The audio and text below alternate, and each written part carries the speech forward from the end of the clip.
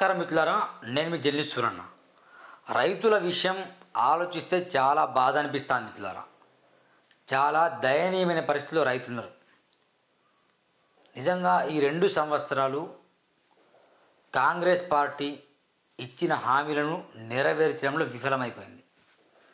ఈ విషయం పక్కన పెడితే రైతులకు మాత్రం తీవ్రమైన అన్యాయం ఉంది. ఈ సంవత్సరం విపరీతంగా వర్షాలు వచ్చాయి. తద్వారా రైతులు వరి పంట వేసిన వరకు నష్టపోయారు, పత్తి పంట వేసిన వారు నష్టపోయారు, కందులు వేసిన వారు నష్టపోయారు. ఇలా చెప్పుకుంటూ వెళ్తే కనుక ఏ పంట వేసినా కూడా వాళ్లకు మాత్రం ఎట్టి పరిస్థితుల్లో లాభాలు మాత్రం రాలేదు. గమనిద్దాం. ఇప్పుడు సీజన్ మొత్తం పత్తి సీజన్. మొత్తం ప్రపంచవ్యాప్తంగా పత్తి మొత్తం పండేది ఉమ్మడి ఆదిలాబాద్ జిల్లా. ఇది నథింగ్ బట్ కొత్త జిల్లా కుమరం భీం ఆసిఫాబాద్ జిల్లాలో పత్తి ఎక్కువ పండుతుంది. అయితే ఈ పత్తి రైతులు ఇప్పుడు తీవ్రమైన నిరాశలో ఉన్నారు. తేమ శాతం చూసి కొంటానమాట. విపరీతంగా వర్షం పడ్డది. మరి ఇప్పుడు తేమ శాతం చూసి ఏం ప్రయోజనం చెప్పు? నేను ప్రభుత్వ అధికారులను ప్రశ్నిస్తున్నా, రాజకీయ నాయకులను ప్రశ్నిస్తున్నా. వర్షాలు వచ్చాయి కదా, ఎట్లా పత్తులు బాగుండవు? ఒక ఎకరానికి 10-15 క్వింటాలు తీసే రైతు ఈ వర్షాల వల్ల ఒక ఎకరానికి 5 నుండి 7 క్వింటాలు కూడా తీసుకోవడం డౌటే. ఇంత ఘోరంగా రైతు పరిస్థితి ప్రస్తుతం. ఆయన ఒక ఎకరానికి 20-30 వేలు ఖర్చు చేస్తాడు. ఆ డబ్బులు కూడా రావడం డౌటే. ఎంతటి ఘోరాతి ఘోరం అంటే ప్రభుత్వం ఆలోచన చేయాలి. ఎలక్షన్ హడావుల్లో ప్రభుత్వం ఉంది మిత్రులారా. కానీ నేను ఈ వీడియో చేస్తున్నా, ఒక రైతు వీడియో నేను చెప్తున్నా, చాలా బాగా అనిపిస్తుంది. అప్పులు చేసి, అర్థమైందా? అప్పులు చేసి విత్తనాలు తీసుకొచ్చేసి, అప్పులు చేసేసి యూరియా బస్తాలో డిఎఫ్ బస్తాలో తీసుకొచ్చేసి, అప్పులు చేసేసి గ్రూమర్లకు వెళ్ళి మందులు తీసుకొచ్చి కొడితే విపరీతంగా వర్షాలు వచ్చాయి. ఈ సంవత్సరం మొత్తం నష్టపోతున్నారు. అయితే ఈ వీడియో చూసే రైతన్నలు కావచ్చు, రైతు కుటుంబంలో పుట్టిన ప్రతి యువకుడు కావచ్చు, ప్రతి అక్క, ప్రతి చెల్లె, ప్రతి అమ్మ, నాన్న అందరూ కూడా మై హంబుల్ రిక్వెస్ట్, ఈ వీడియో ఇతరులకు షేర్ చేయండి, వైరల్ చేయండి. మీరు అనుకోవచ్చు వైరల్ చేస్తే సూరన్న టీవీ ఛానల్ డెవలప్ అవుతుందేమో, వ్యూస్ బాగా వస్తేమో, కామెంట్లు వస్తేమో, సబ్స్క్రైబ్ అవుతారేమో. ఇది కాదు నా ఉద్దేశం. రైతులకు న్యాయం జరగాలి, అదే నా కోరిక. ఒక రైతు కూడా చెప్తున్నా, ప్రభుత్వం ఎట్టి పరిస్థితుల్లో కూడా రైతులకు మాత్రం న్యాయం చేసే దిశగా లేదు. ఎలక్షన్ హడావుడిగా కనిపిస్తుంది. గమనించండి. నిజంగా రైతు భరోసా విషయంలో మాత్రం కాంగ్రెస్ పార్టీ ఫెయిల్ అయిపోయింది. ఈ విషయం ఫెయిల్ అయింది కాబట్టి కేసీఆర్ ఉంటేనే బాగుండేమో అని జనాలు అంటారు. ఎందుకంటే కరెక్ట్ టైంకి రైతు బంధు ఇస్తుండే. ఆ దొరలకు దొంగలకు ఇచ్చింది పక్కన పెడితే రైతులకు కూడా ఇస్తుండే. కాబట్టి రైతులు కొంచెం అరే కేసీఆర్ ఉన్నప్పుడు టైంకి ఇస్తుండే. భయ్ ఈ రేవంత్ రెడ్డి 3 సార్లు ఎగ్గొట్టిండు, ఒకటేసారి ఇచ్చిండు ఆయన. కౌలు రైతులకు ఇస్తాను చెప్పి ఇవ్వలే. తద్వారా రైతులు చాలామంది బాధపడరు. అరే రేవంత్ వచ్చిన తర్వాత ఏదో మారుతా అనుకున్నాం. 3 రంగుల జెండా బట్టి సింగమూలే గదిలినాడు అగ్గరు మా రేవంత్ అన్న అని పాట పాడితే గుండెల నిండా ఆనందం పొంగి మొత్తం కాంగ్రెస్ పార్టీ కోటైతే ఇప్పుడు 3 సార్లు ఎగ్గొట్టిననే బాధ ఒకటి. రెండవ బాధ ఏంటంటే రైతులకి దాదాపు 70% మందికి రుణమాఫీ కరెక్ట్ జరగలేదు మిత్రులారా. 30% జరిగింది రుణమాఫీ. 2 లక్షలు ఉన్న వారికి 70% జరగలేదు. అంటే 100లో 30 మందికి జరిగింది, 70 మంది జరగలే. 70% రుణమాఫీ పక్కగా అమలు కాలేదు. ఈ విషయం ఒక బాధ. ఆ తర్వాత ఏమైందంటే గివే ఇక ఉచిత పథకాలని చెప్పేసి, తులం బంగారం అని చెప్పేసి ఇలాంటి కొన్ని పనికిరాని పథకాలు చెప్పడం ద్వారా గెలిచింది. ఆ పథకాలు ఇప్పుడు హామీలు నెరవేర్చలేదు. అదొక మైనస్ పాయింట్ ఏర్పడ్డది. ఇలా చెప్పుకుంటూ వెళ్తే కాంగ్రెస్ కథ ఒడవదు. నేను ఇప్పుడు కాంగ్రెస్ని బ్యాడ్ చేయాలనో ఇట్లా చేయట్లేదు, కానీ రైతుల విషయంలో మాత్రం తీవ్రమైన బాధ ఎదుర్కొంటాను రైతులు. ఆ బాధ తట్టుకోలేక నేను వీడియో చేస్తున్నా. కాబట్టి మీ హంబుల్ రిక్వెస్ట్ రైతన్నలు, ఈ వీడియో మీరు షేర్ చేయండి ఇతరులకి. మీరు చెప్పండి, మీ రేవంత్ రెడ్డికి చెప్పండి, నష్టపరిహారము ప్రతి ఎకరానికి 20,000 ఇవ్వని చెప్పండి. ప్రతి ఎకరానికి 20,000 నష్టపరిహారం ఇవ్వని చెప్పండి.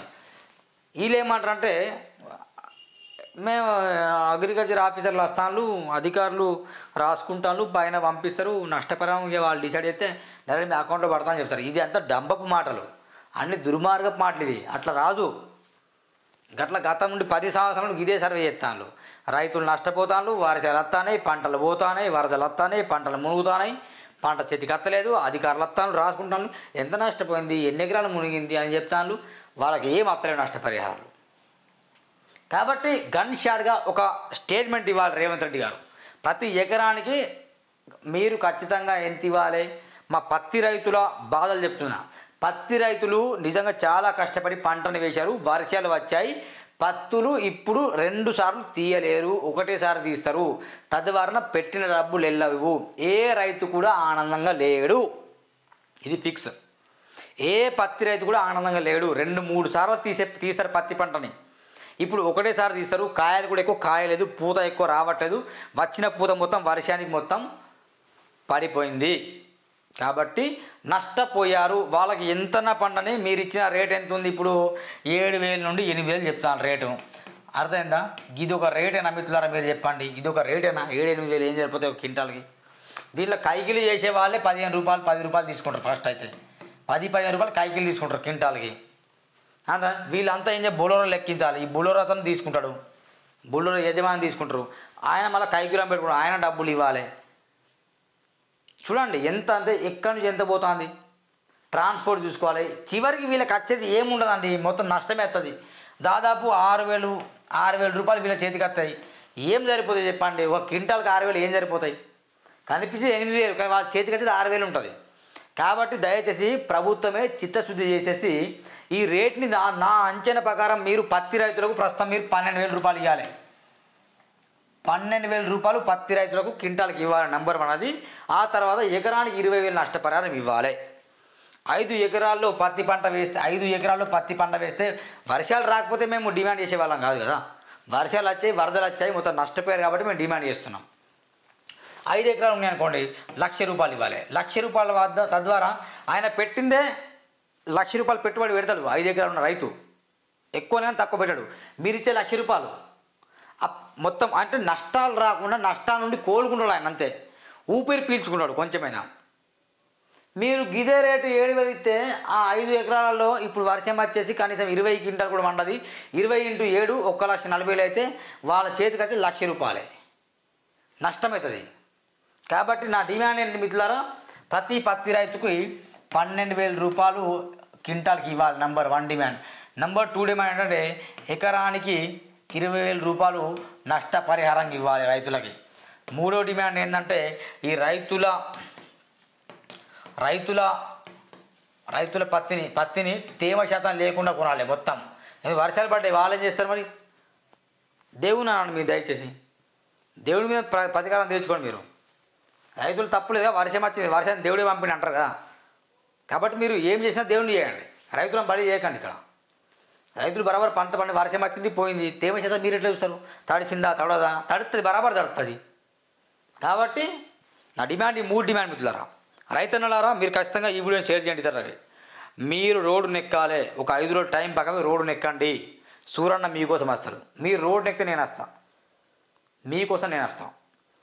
పత్తి రైతులు అందరూ కలిసి కట్టుగా ఉద్యమం చేద్దాం, కలెక్టరేట్ని ముట్టడి చేద్దాం.